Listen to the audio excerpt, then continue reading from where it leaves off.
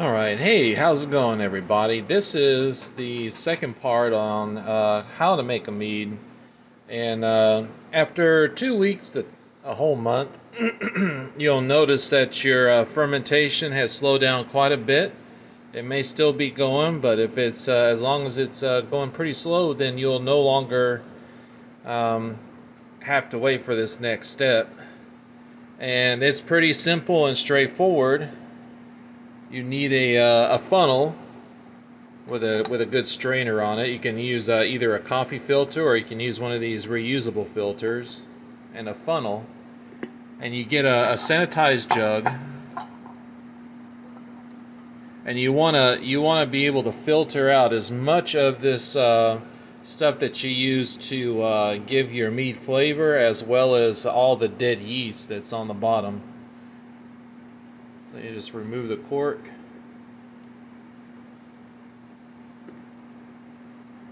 And they have spigots online that you can use to make it easier. And I've had one of those, and it only worked once. And then after I washed it, it was no longer holding a vacuum, so it was a waste of money. You don't need one. So this is how you do it. You just simply just pour it in here slowly.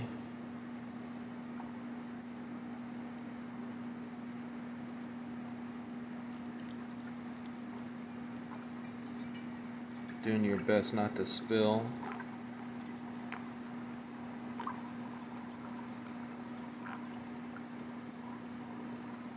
You don't want to pour too much too fast because you don't want to stir up that sediment at the bottom.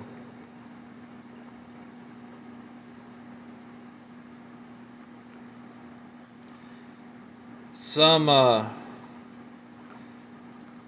the ingredients that you use in flavoring also have different limits as to how long you can keep them in the mead, just by the potency of their flavor. Like with these orange peels, for example, you don't want to keep them in the mead for longer than 4 weeks, or else it'll overpower everything else.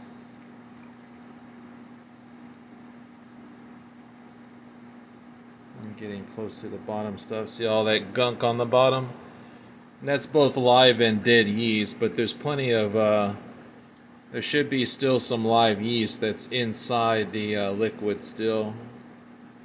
But as you rack this, you'll get more and more of it out, and your mead will start to clear up.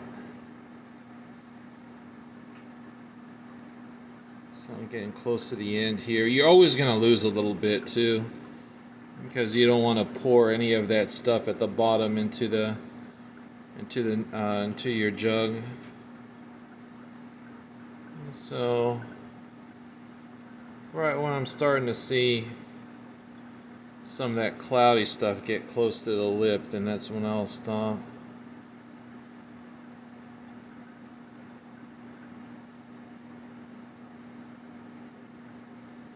Ah, right there.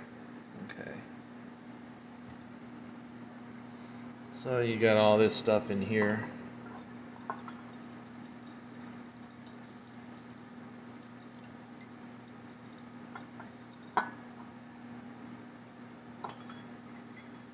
Oh, that's finished draining. Just take your gunk over to the sink and just wash it out.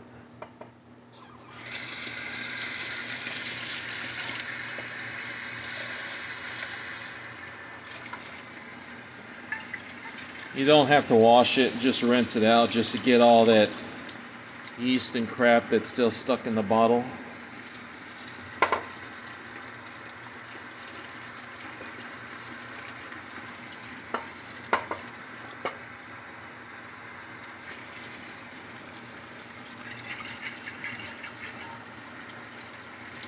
Should be good.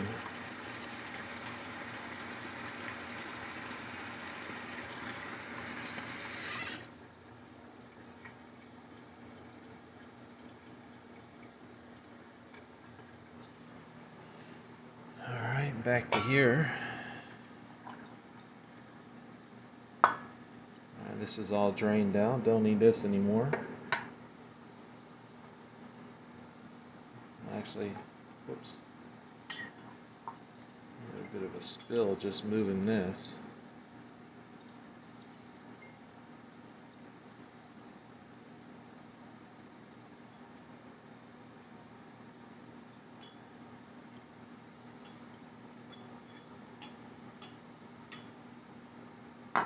Just gonna move it back and then just pour it back into its original jug, just so that you can keep the labels and everything on there.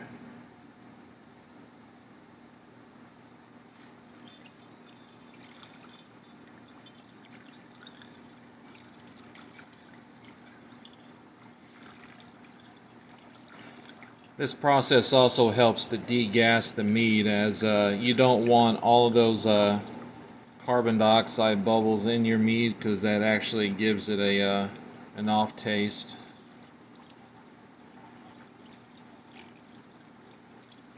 I mean, it's pretty much yeast farts.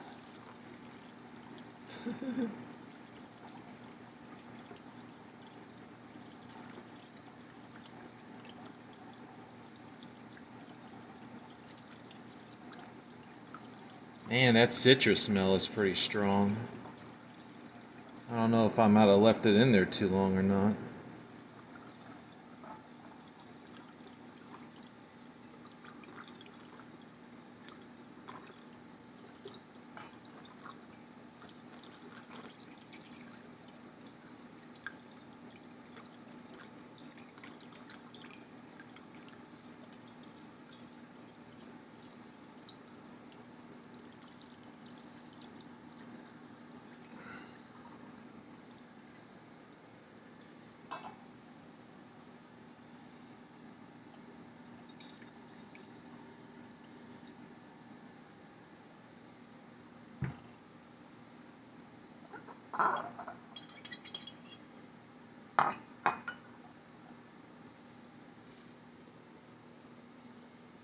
Alright, let me go ahead and change this water out in here. All those dead fruit flies. You know, that's probably the best smelling stuff they ever smelled, so they want to go in there and feed on it and lay their eggs and get maggots all inside.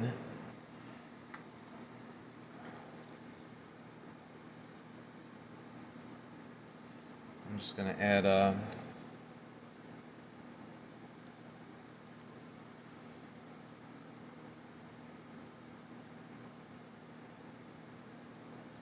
little bit of yellow.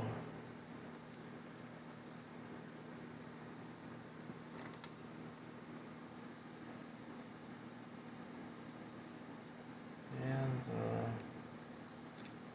a little bit of red.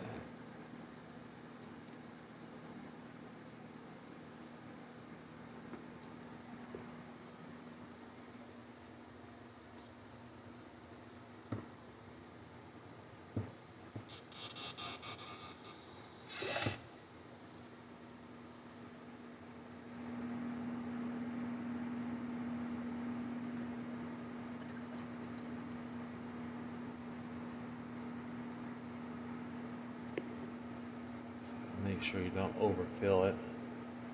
About halfway to the line, so when it does bubble, it goes up to the max and not over.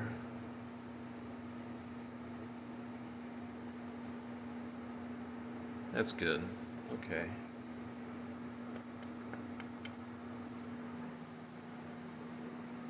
Let's stick this back on.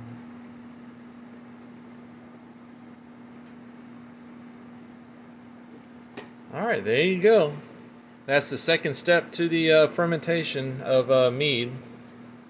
So it has been racked, and now comes the fun part. Now we got to wait anywhere from a whole month to 3 months for it to finish settling down and stop fermenting and clear up. So I will see you for the next step in a while.